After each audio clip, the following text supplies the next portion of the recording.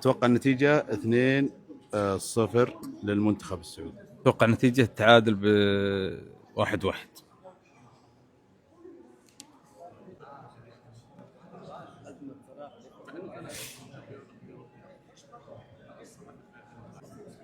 السعودية 1، المغرب 2. طيب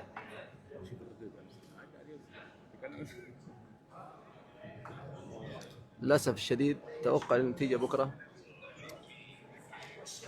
توقع نتيجة المباراة 1-1. 3-2 السعودية بإذن الله.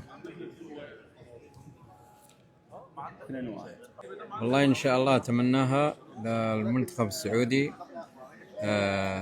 3-1.